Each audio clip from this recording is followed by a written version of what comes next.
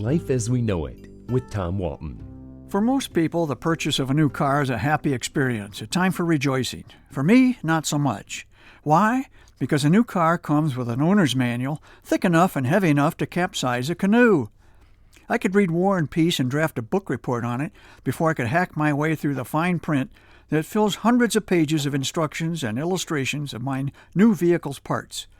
I wish I could give you an actual page count. The pages are indeed numbered, just not sequentially. The book has 11 chapters, and each chapter starts with its own page 1. Chapter 5 alone has 158 pages. Cars are far more complex machines than the Fords and Chevys of my youth, far safer too, and for that we're grateful. But the owner's manual tries to explain bells and whistles that in all likelihood will never get rung or blown. I am astounded to learn I can set curfew and boundary limits on my car. If the car is operated outside acceptable hours or beyond an area I designate, I hear about it via email or text.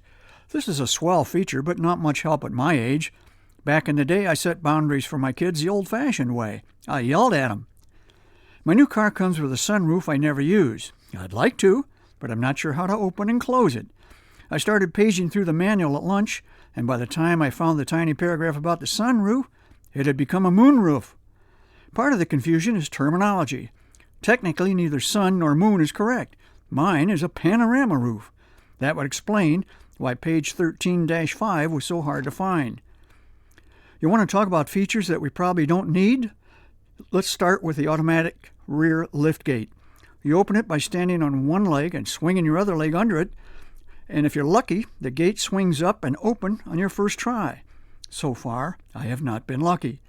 I counted my kicks the other day, and the door finally lifted on kick 22. By then I was exhausted. Popes are chosen in less time. What if I'd been juggling groceries while hopping for half an hour on one leg? The eggs would have broken and the milk would have spoiled. All I could think was how stupid I must look to folks nearby. To its credit, the book includes a helpful warning. Before performing the kicking motion, steady your stance to prevent any loss of balance. Good to know. So now I've mastered the basics of kickboxing, but I can't open the liftgate. Also, my car has an app in it that warns me when bad weather's in the area. A thunderstorm is 25 miles away, a woman's voice tells me. Great, but what she doesn't tell me is which direction.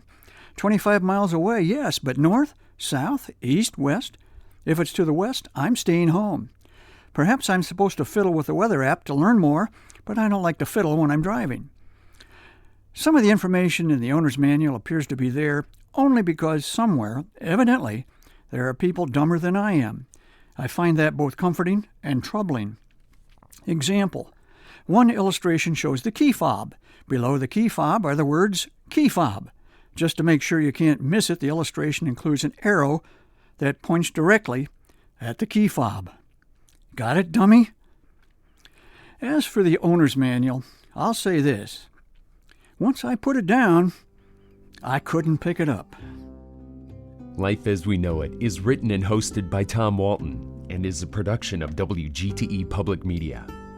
Life as We Know It with Tom Walton can be heard on WGTE FM 91 every Monday afternoon during All Things Considered at 5:44 p.m. Or hear past episodes at wgte.org/life.